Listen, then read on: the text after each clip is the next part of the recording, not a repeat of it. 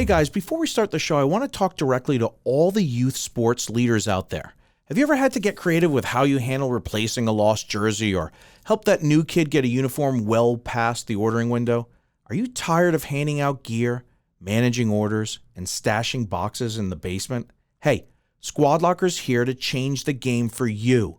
Through our custom online store, you can offer a mix of custom sublimated, printed, and embroidered uniforms, plus team gear and spirit wear, all in one spot. Your always open store can serve coaches, players, parents, and fans directly and on demand, allowing for a seamless process from preseason to your championship run. Check out squadlocker.com/suitup. That's squadlocker.com/suitup to learn more. And now, on with the show.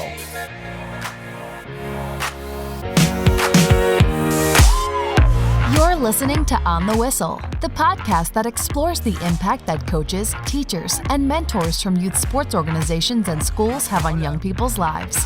Here's our host and Squad Locker CEO, Gary Goldberg. Hey everybody, Gary here. Please note that today's episode of On the Whistle contains themes of self-harm, abuse, and mental illness. And if you find these topics difficult to listen to, you just may want to listen to them with a friend or skip this episode altogether. Please take care of yourself and don't hesitate to ask for help if you need it. If you need someone to speak with, you could visit www.suicidepreventionlifeline.org or call their 1-800 number, 1-800-273-8255. Thanks. Welcome, everybody, ladies, gentlemen, kids of all ages, to another episode of On the Whistle. I'm your host, Gary Goldberg, and today we are joined by a remarkably interesting and successful mentor, lacrosse player and coach, David Kotowoski. David went to undergraduate at Brown University. This guy was a three-sport athlete, and as a father who my wife and I have three kids in college, we know what it's like just to take on the load of the college curriculum. Never mind play one sport. Never mind go to an Ivy League school. This guy did three sports.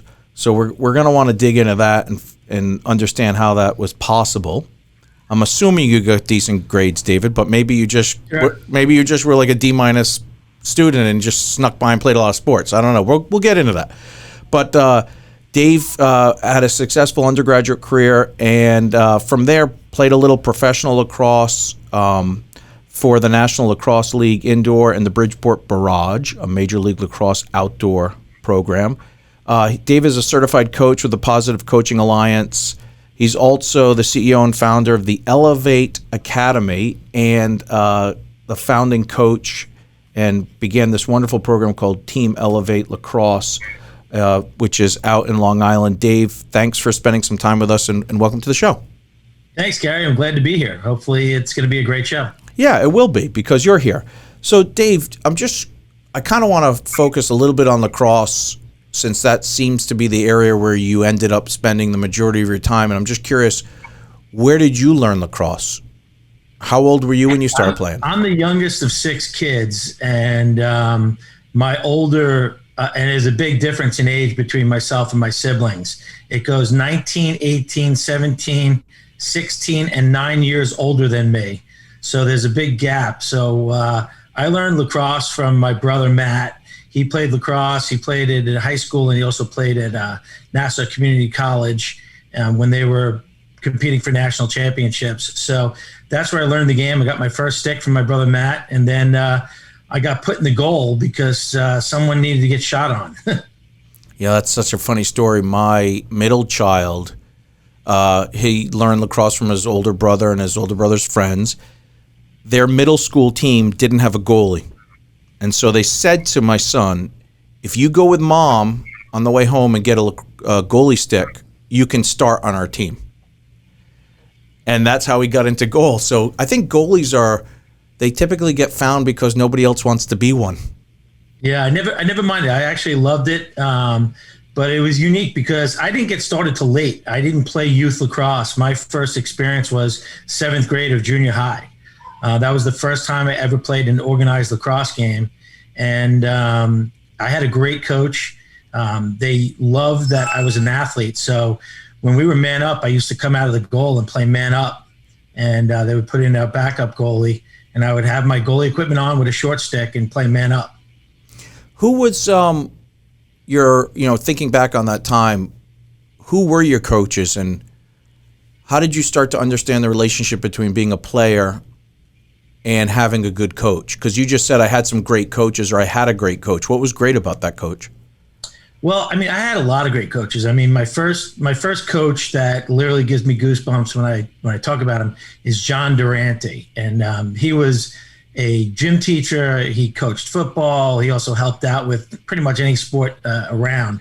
But John Durante, I claim that he was the one who really saved my life, because I was going down a very bad path, and Durante grabbed me one day, pulled me into his office, and pulled a paddle off the wall. And they had paddles back then.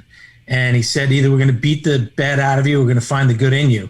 Which do you want? And I said, find the good, find the good. And 2 hours later, he had basically straightened me out and told me that I had so much going for me. And, one of the things is I come from a divorced family. I come from a family of mental, physical, and sexual abuse. For me, the two constants that I always had in my life were sports and school. I was always good in school, and I was always good in sports. So having someone like John Durante who grabbed me and said, there's more for you. That's what a coach does. It's an inspiring story. And the whole purpose of the show is to give voice to great coaches who have helped kids figure out how to reach their full potential. You said you were headed down a bad path. What does a bad path look like? And what's the opposite of that? What's a good path look like? Bad path for me was I started drinking pretty heavily in 6th grade. I know that sounds crazy, but I was drinking pretty much every weekend starting in 6th grade. I was hanging out with a bad group of people, doing bad things, and not living the life I was supposed to live. And so, Dave, it sounds like a huge transition between being in that office and ending up at one of the most prestigious Ivy League schools, or one of the most prestigious programs maybe in the world. How did you make that journey work from this kind of go nowhere kid with all this potential to ending up at the gates of Brown University? I changed schools. That was the most important thing. John Durante told my mother, we have to send him to Chaminade High School in Mineola, Long Island. Chaminade is a prestigious all-boys Catholic high school. Had no idea how we were going to pay for it, but that was it. I needed the discipline that Chaminade would offer, and I ended up passing the entrance test to get in. Like I said, I always had good grades, and the rest is history. I started out as a 9th grader, had detention the first week of school as I was trying to settle into a new school. And it wasn't detention for like really bad things. It was, I didn't have my top collar buttoned. I didn't have a belt one day. And I realized, wow, this place is serious. They're going to give me demerits and detention just for having my top button unbuttoned. We wore a jacket and tie every day. And so that was an eye opener for me.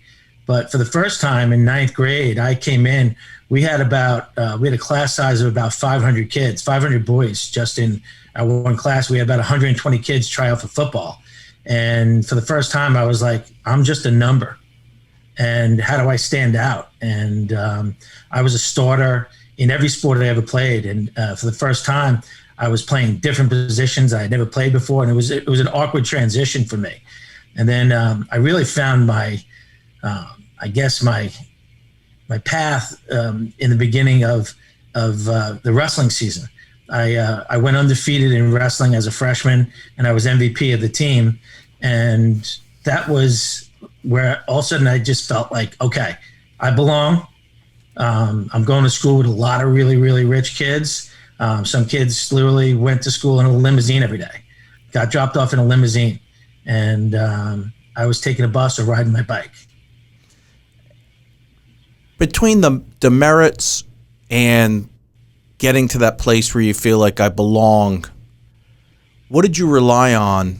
How did you build yourself up to get to that point? It sounds like that was a break for you when you started to feel like you belonged and you had accomplished this undefeated season, which in any sport is an accomplishment. But how did you build the mental or physical lattice to climb to that first step? It was hard. When I was younger, my home life was terrible. And I just never wanted to be in the house. And I think that's why I focused so much on playing every sport possible so I could be out of the house and focusing on my grades. I would study every night and I always had good grades because of that. But that it was something inside me that really wanted more. But there were times, and I'm not afraid to say it, I battled with my mental health my entire life. As a kid, I was suicidal. It's sad to think about. But I had great coaches and great mentors. Bob Pomponio was my 9th grade lacrosse coach, and Bob and I are still friends today. And he served an incredible role in my life. Jack Moran, who was my varsity coach, and I loved my coaches. I didn't have a bad coach at Chaminade. George Dugolansky, who was my wrestling coach all 4 years, tremendous man. Still in touch with him on a regular basis today. And so it sounds like, this long, complex journey eventually resulted in your acceptance at Brown and then, obviously moving to Rhode Island and starting off your college career. How did that transition go for you, Dave? It was a tough transition. I was the first one in my family to ever go to a 4-year college. My brothers and sisters either went to junior college or didn't go to school at all. So just the fact that I was going to a 4-year school, and it was kind of funny. I originally verbally committed to West Point, and some people ask me, how do you verbally commit to West Point? They make you an offer, you verbally commit, and then you have to go through the process of getting accepted to West Point. And I was going to play football and lacrosse at West Point. That was the plan. On my recruiting trip, I went there and stayed with both the football captain and the lacrosse captain on different nights. And I fell in love with the school. But then I went on my last recruiting trip to Brown, and I really fell in love with my school. And I said, this is the place for me. And I called my mom from the Providence train station. She asked me how my trip was. And I said, Mom, I'm going to Brown. And she said, it doesn't even sound like a good school. It's funny. Our oldest child went on a lot of college tours. We took him all around the U.S. and then he on his own went to Babson one day to check it out, and he called his mother and said, "This is the school I want to go to." And it's amazing. Something clicks when that happens. Sure. And it's really undescribable. But I'm wondering, for parents or coaches who are trying to find that great fit for their students or for their children, can you tell us a little bit about what that feeling was like when you got to Brown and you had that moment where you said, this is it, this is where I'm going to go? Because, by the way, West Point, Dave, it's like a movie set. Talk about being impressive.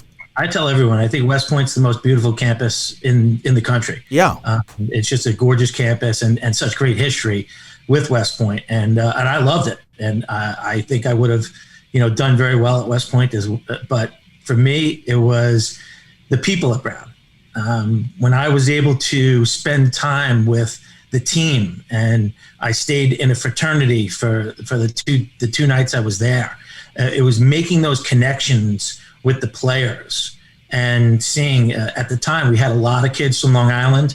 I think Dom Starsha, who was my coach at the time, made a very smart decision. He had me stay with a guy named Vinny DePalma, and Vinny was very similar to me. He went to a Catholic high school in Long Island, and he grew up in a divorced family.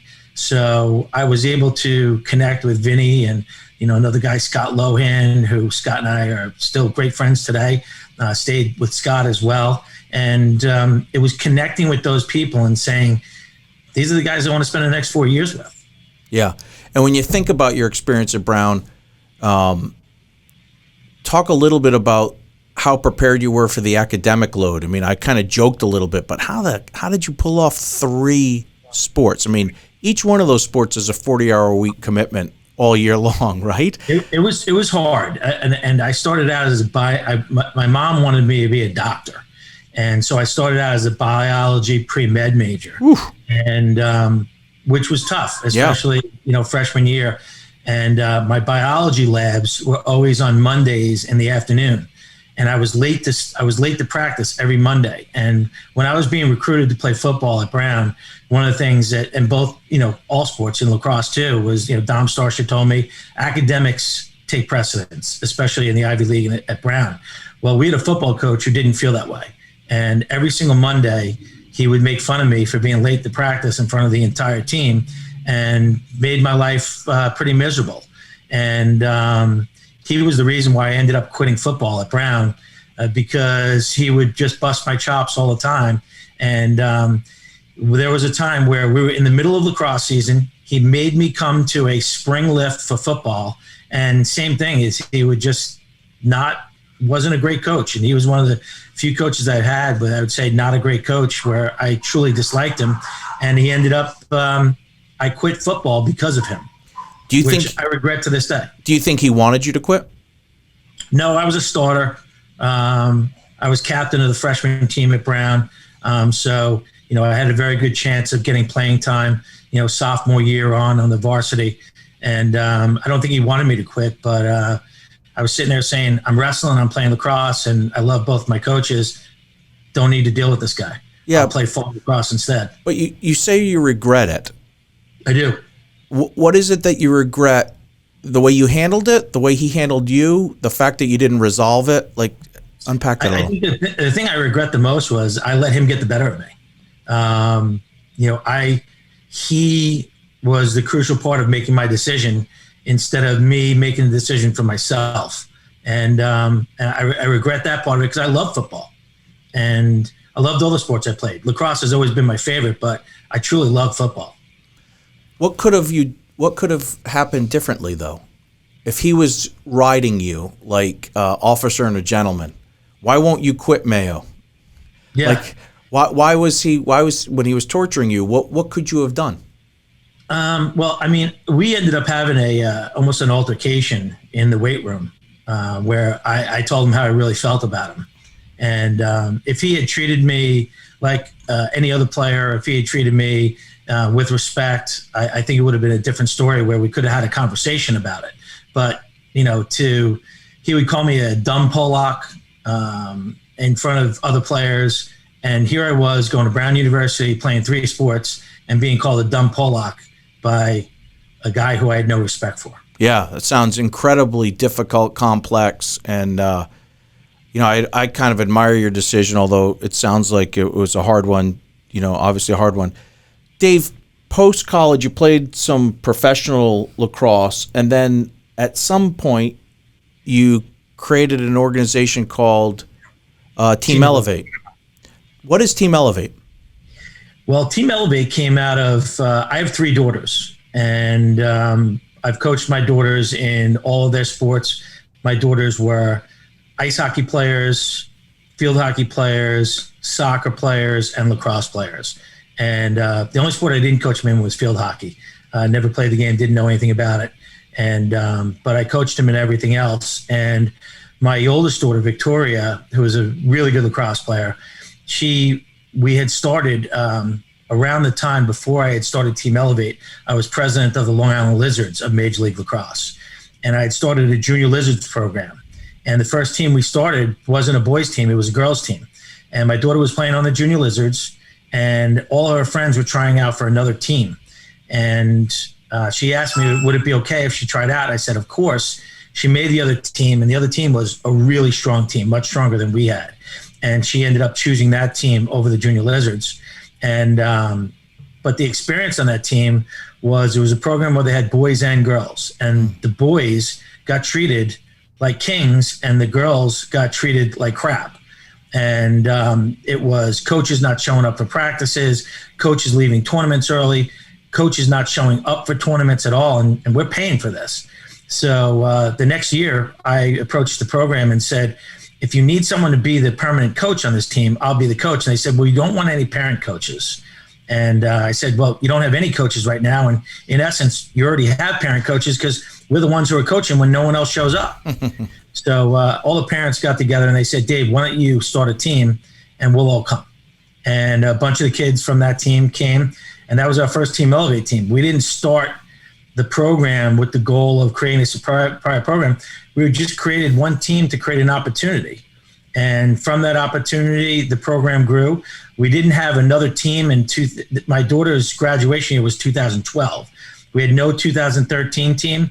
And then just by random, a friend of mine asked me if I would help coach his daughter's team, which were all 2014s.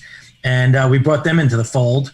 And so we had two teams. And then the next year, we decided to hold tryouts and we grew it. And my other daughters were getting to the age where they could start playing. So we had teams for them as well. And that's how Elevate grew. And when it grew, we knew what we wanted from the beginning. We wanted a program that was all about girls, that would empower girls to be the best that they could be in everything they do, not just lacrosse. We made a huge focus on academics. And we would literally have study sessions with them. We would have SAT, ACT programs set up for them where they would do it in group settings. And we knew that we were creating something different. It sounds different, and I know it's been very successful. The motto is elevate your mind, elevate your body, elevate your game, elevate your life. I was looking at a presentation that you gave, I think at a U.S. Lacrosse conference, and there's a somewhat provocative slide in your presentation, which I will read the content of that slide now, and I'd love for you to unpack it for us and explain what this means or what you mean by it. Boys feel good when they play well. Girls need to feel good in order to play well. What does that mean? Someone gave me that piece of advice. I wish I know who told me it. All I remember is the quote because I thought it was so powerful, is, girls on the mental side of things, they are completely different than boys, and they need to feel good about themselves in order to get the best out of themselves. I was having a conversation with Jenny Levy, the head coach of University of North Carolina and the current Team USA world team coach, and we were talking about this specific topic, and this was a few years ago, and she said, Dave, you're absolutely true. I may have a first-team All-American on my team who will come to me in the middle of the game and say, I don't deserve to be on the field right now. Where on the boys, you could have a fourth-string short stick D midi who's on the bench, and he thinks he's better than everyone else on the field. So a lot of this has to do with the confidence level of the girls, and we knew that from the beginning. And so we wanted to make sure that all of our girls would feel good about themselves to get the most out of them. Is that a nurture thing or a nature thing? Meaning, is this a conditioned experience that women are taught to believe, or do you think it's inherent or part of their natural makeup that we're just different? The genders are different, and we look at the world differently. I think the genders are different, and we look at the world differently. But there are some kids that I have who are super confident, and I don't. They give me the most. There are a lot of these kids who are self-starters. They're the ones who separate themselves. So it's a kind of a combination of both, I would think. Your background's so interesting because it sounds like you've overcome an enormous amount of adversity. You described growing up in a home that was dangerous emotionally and potentially physically. It's clear to me that coaches have played a remarkably important role in your life, and from that you've learned to obviously coach and mentor and create a program that focuses on maybe the right things first. Talk to me a little bit about some of those right things, because you mentioned mentoring, Gary. Yeah. And a lot of these coaches, without me even knowing in the beginning that they were mentors. But I truly had one mentor that he was my first ever mentor. And when I made the decision to go to Brown, I came home that night and I took the train home by myself. I was always doing things by myself. Took the train home. No one went with me. And by the way, you're smiling. For people who can't see Dave right now or just listening, he's smiling about this. So did you like being on your own and like going to train stations and going to bus stations? Did you like that? When I was 12 years old, I would go into the city to visit my brother on his own. I'd ride my bike to the train station, take the Long Island Railroad. I'd never pay. When I saw the conductor, I would just move to another car. I would slip under the subway terminal, get in the subway, take the subway to my brother's, and walk to his apartment when I was 12. And so, you know, I've always been that kid who was on his own. But I was extremely lucky. I started to say when I came home that first night after visiting Brown and knowing that I wanted to go there, my mom was a nurse and she worked the 11 to 7 shift, and she was just getting ready for work, sitting there. I'm getting emotional because my mom was crying at the table. And I said, "What's the matter?" And she said, "You know, I let you down." I said, "How?" She said, "West Point was free. I have no money, zero. We can't afford Brown." So I sat there and said, I need to come up with a plan. And my plan was, I was working on a garbage truck at the time, during the summers and during the winters when I had time off to work. And I had been working since I was 12 years old. I always had a job. And I went to my boss at the garbage company and I said, "Would you be willing to give me a job as soon as I graduate for the next 12 months? And he said, "Why? Aren't you going to go to college?" And I said, "I have no money and I need to save up money for a year before I can go. And I need to know if I can do this because I'm going to ask my coach if he can recruit me 1 year later." And I went back to Dom Starsha and told him my personal situation. He said, "Before you get really upset, there's a thing called financial aid. And it's designed for people just like you. And there are scholarships available and you have great grades. So let's see how you do." And I applied to Brown, and I won what is considered one of the most prestigious scholarships at Brown, which is the Thomas Watson Scholarship. Thomas Watson was the founder of IBM, and his son, Thomas Watson Jr., he gave that scholarship. He donated $100 million to Brown and created a science library at Brown. It's called the Watson Science Library, the Watson Global Institute at Brown. And I wrote him a thank you note, and it was a 2-page handwritten thank you note. And I poured my heart out to him to let him know how this scholarship was going to literally change my life. And he decided that it was such a powerful note, he wanted to meet me in person. So he was coming up to Brown for a corporation meeting. He was on the board of trustees, and we had breakfast in the cafeteria. And I had no idea who he was. This was all prior to computers and internet searches. And I happened to mention to my roommate that I was meeting him, and he said, "Do you know who he is?" I said, "No, but he must have a lot of money because he's paying for me to go to Brown." And he said, "Well, he's the chairman of IBM and my dad works for him." And so now I was nervous because I knew who IBM was. And he ended up just being one of the most genuine people. He was a B-52 bomber pilot in World War II. And he was an ambassador to Russia, just an amazing individual. And he took a role in my life as my first ever mentor. He wanted me to stay in touch with him, write him, send me press clippings, let him know how I was doing in sports. And he was my first ever mentor. And he was a mentor until the day he died. How did that make you feel when you got your first mentor? I just felt like it was different because I had someone who literally was looking out for me and wanted the best for me.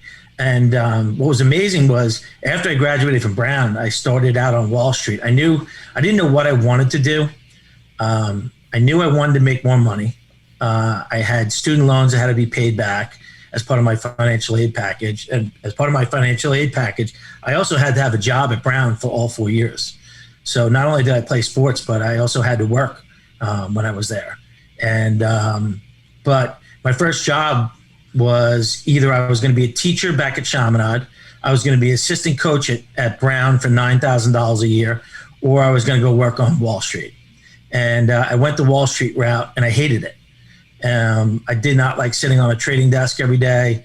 I just didn't like it at all. And I was always thinking about going back to law school. So I mentioned it to Mr. Watson, and he said, come up to IBM and meet with me. And I went up to meet with him, and he slid an envelope across the desk, and he said, open it. And it was on his personal stationery, and all it said was, law school's paid for, Thomas Watson Jr., his signature. Wow. Blown away. And he said, but there's a difference between this one and the first scholarship he got. This one, there's two requirements. One, you have to do this for some other kid down the road.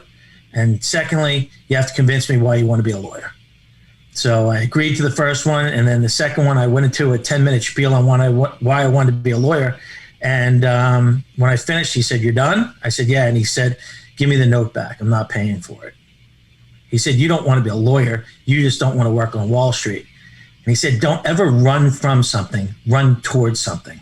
And right now you're running away from something, and that's not good. Run towards something. You need to find your path. And he didn't offer me a job at IBM. He said, you need to find your path. You need to do it. And I did. And I ended up having a very successful Wall Street career with Merrill Lynch, but in a different avenue. I was a financial consultant who specialized in business financial planning.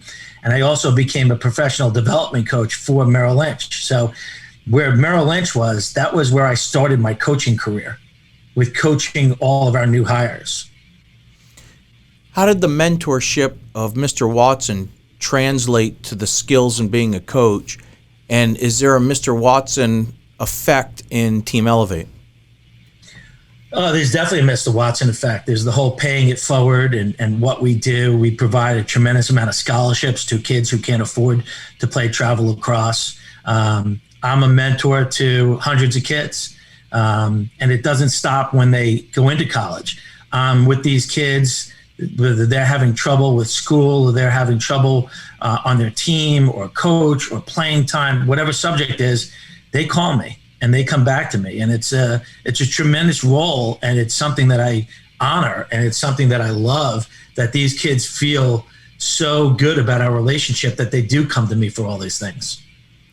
You know, it's just so interesting listening to the last 25 or 30 minutes. You know, it starts off with a kid who's in a bad situation, who gets pulled by the collar into an athletic director's office, and after 2 hours of a stern lecture, ends up realizing that there's more good in you than bad, and that you as an individual were focused on the bad.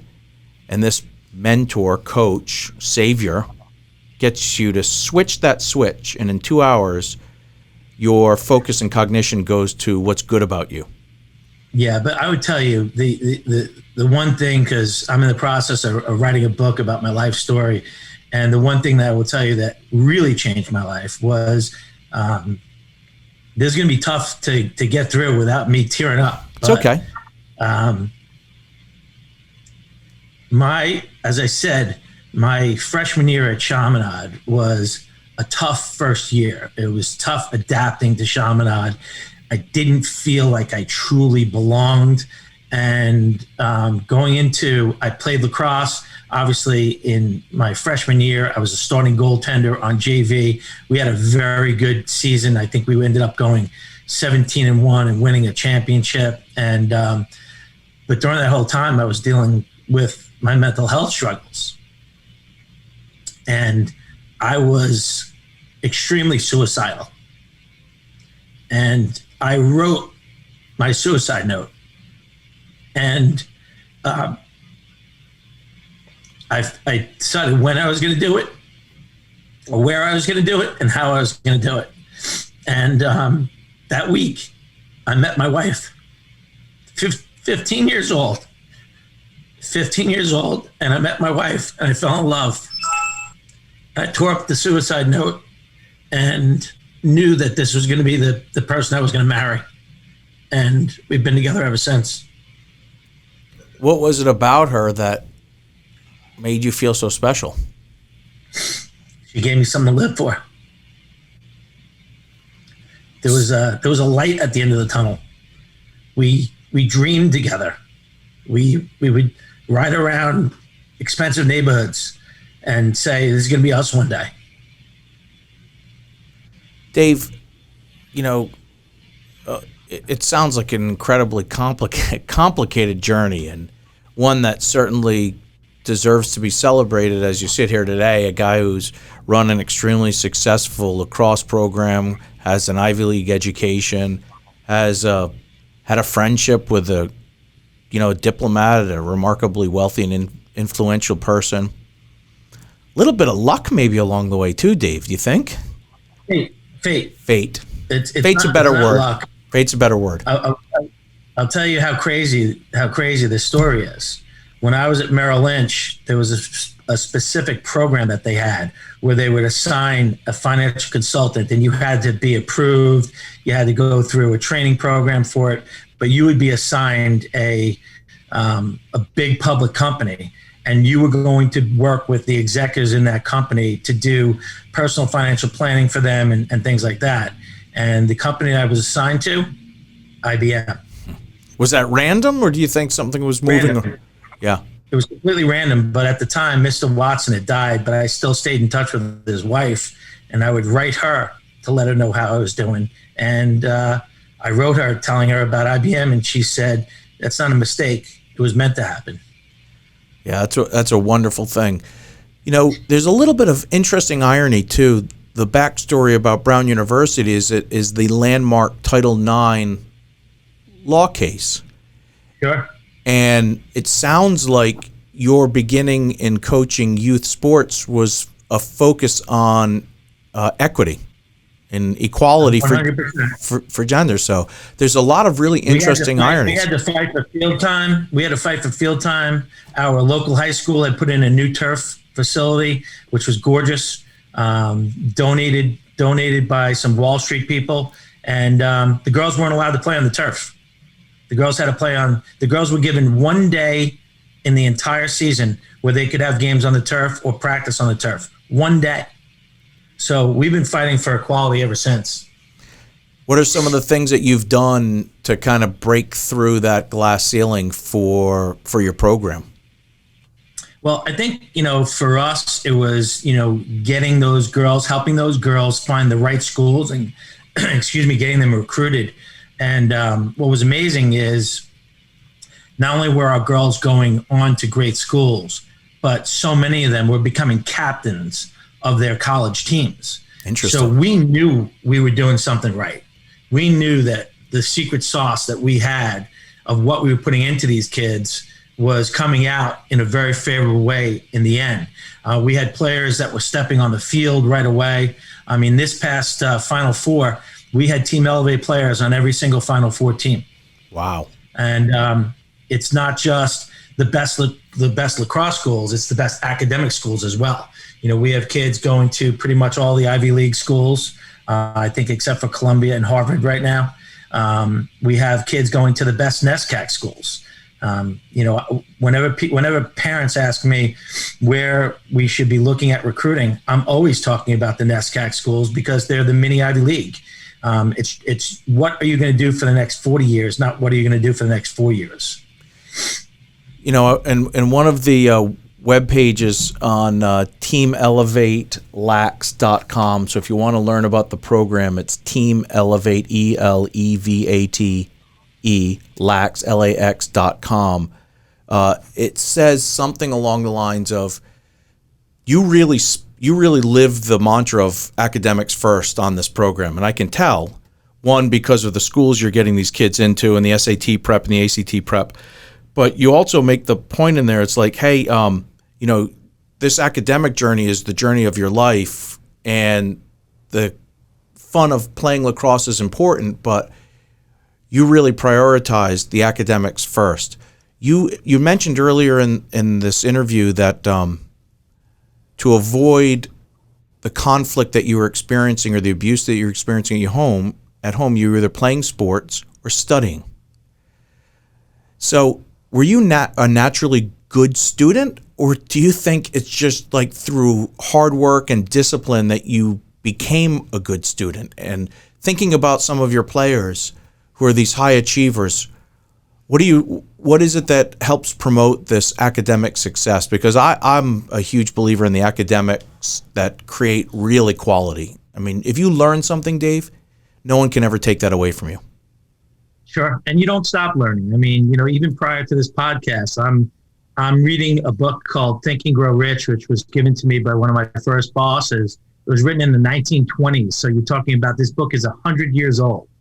And the name's not the greatest name, Think and Grow Rich, but it's really about the power of positive thinking and what you could do with your life. I mean, I'm a kid who was constantly fighting with my self-confidence. I fight with my self-confidence as an adult. Do I belong? And that's part of my mental health struggle. It wasn't until I was 53 years old that I was diagnosed as being bipolar and finally put on medication, which has made a huge impact in my life. And in the beginning, I was ashamed of it, that I had to be on a medication. But my therapist said, are you ashamed of people who have diabetes and who have to take, drugs for diabetes? It's what they need. It's what their body needs. And in my case, the current medication that I'm on, it's what I need. And it's made a big impact for me. And it's definitely helped me. But, having a mom who worked her butt off to raise 6 kids on her own and having that work ethic, my mom put that work ethic in me. What are some of the signals that coaches and mentors should look for in young kids that may be a sign that that child or that young adult needs some mental health advice? So do you have any recommendations for coaches, having gone through that yourself? And then a follow-up question to that would be, if you suspect, hey, Nancy's, acting out, or Tom's acting out, do you have any recommendations on how to approach the athlete or the child and have a conversation? I mean, I've had different issues over the course of the years with different kids where it's almost as if I kind of have a little bit of a radar for it, where you're recognizing something's not right. They're not their normal self. They're pulling back from the team. They're pulling back from the things that they love. And you got to say, why is this happening? And I think because I've always been so brutally honest with the kids that I coach, and they know who I am, the kids are very comfortable in talking to me about what might be going on. I had a kid one time tell me, I just knew something was wrong. And in her case, it was her dad was just being really, really hard on her about lacrosse and was making lacrosse unfun. And at that point, I ended up having not only a discussion with the player involved, but I had a discussion with the mom and wanted her to know how much this was affecting her daughter. And I didn't know if she truly knew that.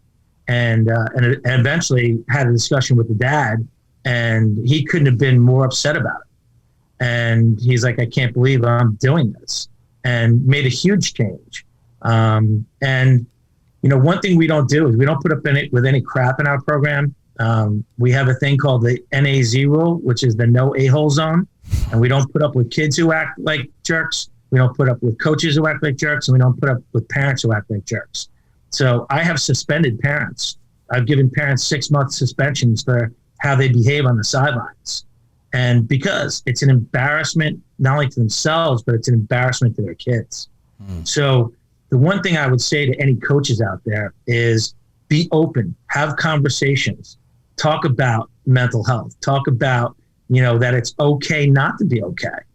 And I think from my perspective, in me coming to grips with my own mental health has made it so much easier for me to talk to my kids about it. And when I say my kids, I'm talking about my players. Interesting. You call them your kids. I do. Yeah, that's lovely. So Dave, I understand you're also working on some other things beyond just Elevate Lacrosse. Just tell us a little bit about that as well. Well, we're getting close to launching the Sports Business Network. And what the Sports Business Network is all about is we want to become the LinkedIn for sports. We want to be the resource. There's about 480,000 NCAA athletes across all the sports. There's also an additional 2 million student athletes that play club sports in college, where they are playing to, in some cases, national championships. So we want to be a resource, not only for all of them, but for all of the alumni, to help them really accomplish 3 things: develop business and network with each other, advance their careers, whether it be an internship or a first job, or maybe it's a second job or a career change, and then creating connections, mentoring programs and things like that. This is something that I've done, with Team Elevate. I did it when I was the president of the Friends of Brown Lacrosse program. And now we want to do it in a formal way where we're going to have both an app. The app has just been approved by Apple and Google. So it's both for Android and iOS. And we'll also have a desktop, but we have tremendous speakers lined up. And as part of this, we partnered with Spartan. I don't know if you're familiar with Spartan races, but Joe DeSena is a good friend of mine, the CEO and founder of Spartan. And Joe is it'll be the Sports Business Network sponsored by Spartan. And everyone who joins the network will get a free Spartan race.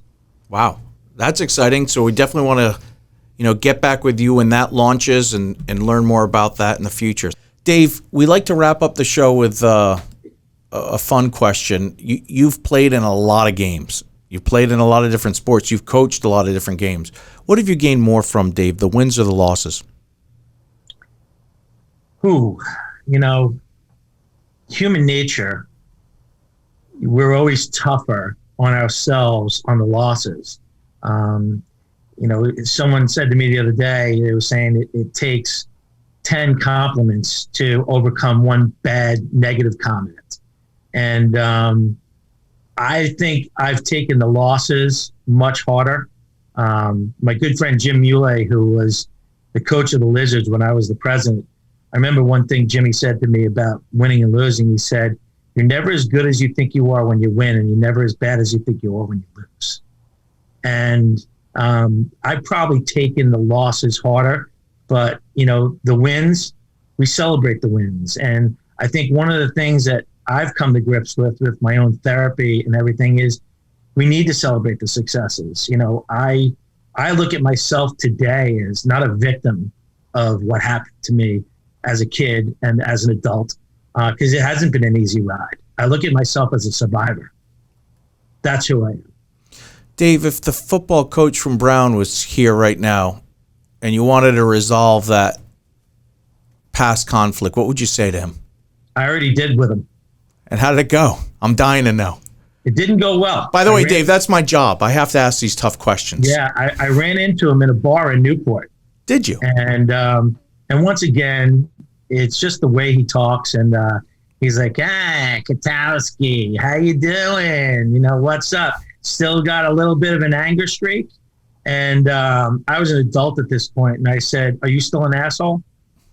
And sorry for cursing on the podcast. Okay. But that's what I said to him. And I said, the difference is, I said, I have ways of dealing with my anger issues, and I take them out in sports. I said, but for someone like you, you're always going to be you, and I feel bad for you. Yeah, good. Well, that's a good wrap up. Dave, it's a fascinating story. We'd love to, to read your book when it comes out, and definitely have you on and, keep in touch. And we'd love to stay in touch if you're open to it. Gary, thanks for having me. Appreciate it, buddy. On the Whistle is powered by Squad Locker. Squad Locker is your one-stop shop for customized team apparel, delivered right to your front door. To learn more, visit squadlocker.com.